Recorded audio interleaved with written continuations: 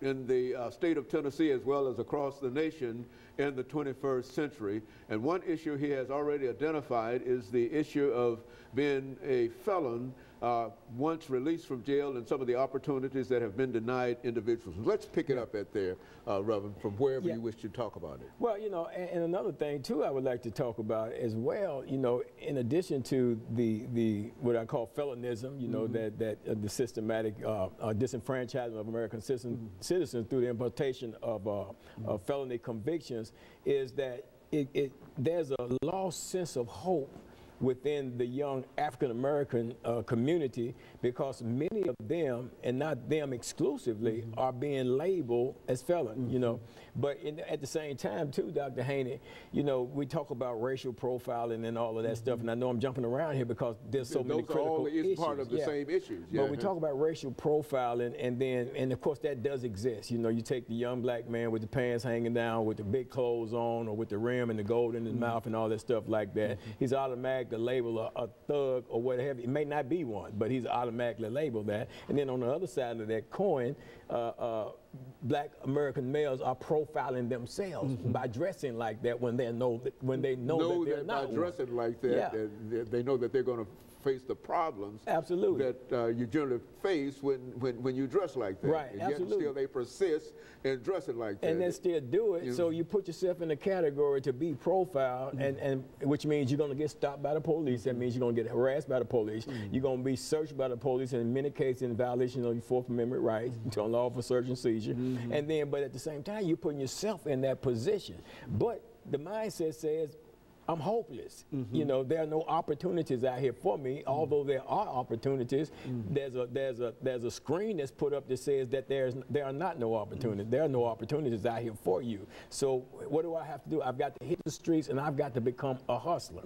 And then there's seems to be a non-thought process that exists out there in the streets, because then you look at all the gun violence, the murders, the senseless murders of young black on blacks, killing young black men, killing young black men, young black guy getting killed at the bus stop by another young black guy. Both of one 16, I believe, and the other one 17. You know, this kind of stuff like that, Dr. Haney, because I think in our community, I think what we're lacking, what we're not doing, is we're not dealing with our issues that are in our communities. You know, we're standing aloof from these things. I mean, you think gun control did not become an issue because of the killings in the black community. They became an issue because of the mass killings in these movie theaters and these schools and stuff like that, you know. But it's been going on in the black community all over. But we have an expectation for America to address our issue. And I say America, we have a desire, we have a want, we have a need for the government, I should say, to address our issues, when at the same time in our own community we're not addressing our issues ourselves. Yeah, we're not addressing them ourselves. And when I say we're not addressing them, I mean like the churches are not addressing them like we should address the issues. We're not in the area, we're not availing ourselves to the youth in the area, we're not doing anything significant enough to redirect the thought processes of these youth. You got churches that are in these areas where these shootings, these killings are taking place, but they're closed 5 days out of the week, and they're open 2 days out of the week for 3 hour and 4 hour periods of time, and 3 and 4 hour time slots on a Sunday and a Wednesday. So in doing that, then you're not being able to effect any kind of change or growth in the community. So now we got these issues where you got a church. I know one street in North Nashville, you got a church on one corner, and you got a church on the other corner, and you got drug dealing and everything else all in between them, and nobody's making an impact. And we got to do that. You know, I think you mentioned the fact of some of the violence and some of the killings and et cetera and et cetera.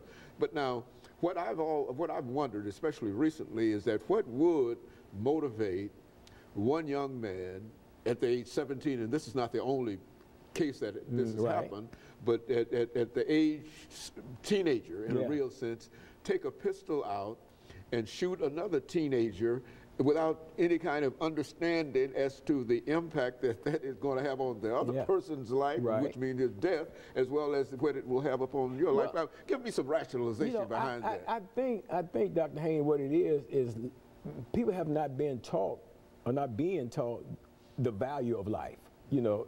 I mean, I think it's just something is missing right there when it comes to, okay, this human being has life. This life was given to him by God. And if I take this life, then I'm actually acting like God in this individual life, which I don't have that right to do so.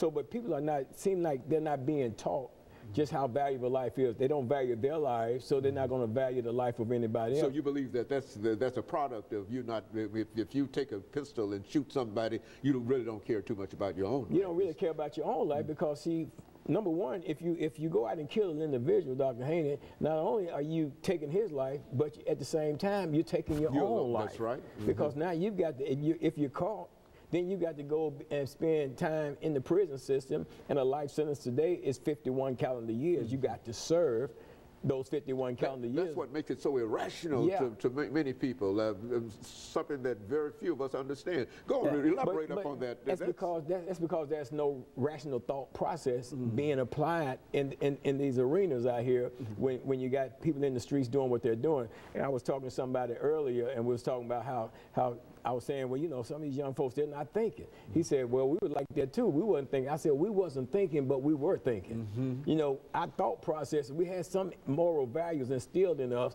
There were certain things that I wouldn't do. I mean, I was one of the worst kind of criminals out there. But there were certain things, Dr. Haney, that I wouldn't do because I was taught, you know, the value of another human being. So, you know, you would have to really do something for me to do something.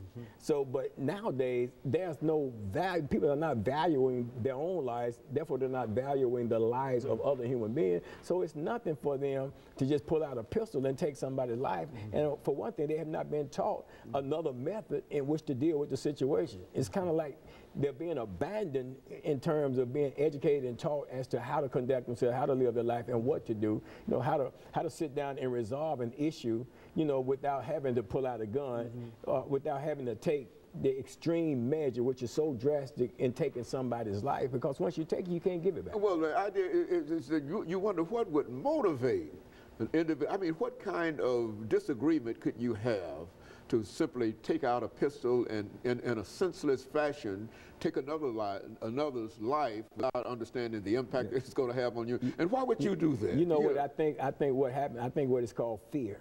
And a lot of them will not admit it, but a lot of these killings are fear-based killings. Because somebody say something smart, somebody do something, somebody threaten you, and so you're so fearful of them doing something to you that you're going to get a gun and do it to them first. You know, and since you haven't been taught to maybe confront and deal with those challenges of fear and different things like that, so now what you're going to do, you're going to act out of fear, from a foundation of fear, and you're going to go out and take somebody's life, and now you're in the prison system, and you still got fear, because now you're in the prison system with some real killers that just kill because they're killers. You kill because you in fear, you were fearful. But now you're incarcerated with a lot of folks that some are in there because they kill out of fear, but some are in there because they're just cold-hearted killers.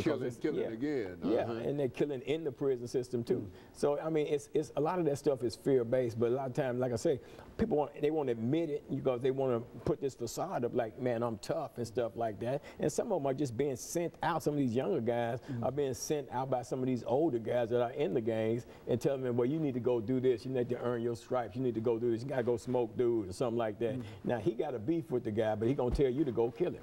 And so theoretically, you're supposed to react to what he tells you to do and go out and do that.